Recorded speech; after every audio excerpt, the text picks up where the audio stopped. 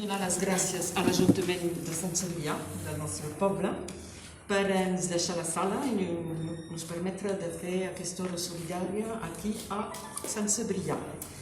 Avui és una hora solidària un poc especial perquè presentarem aquest llibre, doncs, Mossos independentistes sent comunicats, un llibre que ha estat editat aquí a Catalunya Nord per l'editorial Trabucaire.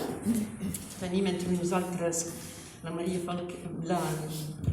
Àngels Falques i hi arribarà la Mireia, de l'editorial. I donem, per a la presentació d'aquest llibre, donem la benvinguda al conseller de Cultura de la Generalitat a l'exili, Lluís Puig. Després donem la benvinguda també a l'Albert Donaire, que representa els Mossos republicans. Després ho explicaran tot ells millor. I després el company Salvador Ribot, que vaig conèixer el dia que va venir el president Puigdemont. És així que ens van conèixer. Contaràs la història si vols.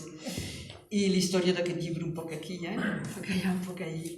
Doncs sempre lligam entre Catalunya Nord i Catalunya Sud. Veureu, és molt fort sempre i millor. Doncs arriba la Mireia Falques, que la protagonista també d'aquest llibre, d'aquí a Catalunya Nord. Doncs, abans de tot, vull explicar també que cada dijous faig part del comitè de solidaritat, per la gent que no ho sap, i cada dijous fem una hora solidària. I avui és la 115a hora solidària que fem cada setmana per denunciar, evidentment, la repressió que pateixen els catalans.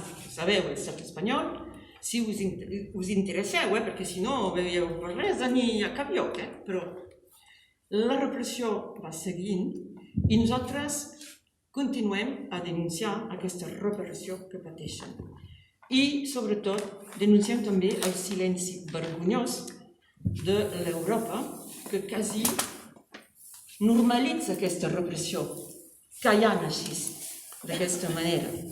Doncs això, nosaltres continuarem a denunciar al comitè de solidaritat cada setmana.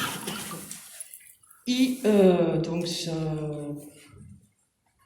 cada setmana també el nostre amic Bringuet Ballester prepara una crònica dels fets que han passat a la setmana. I puc dir que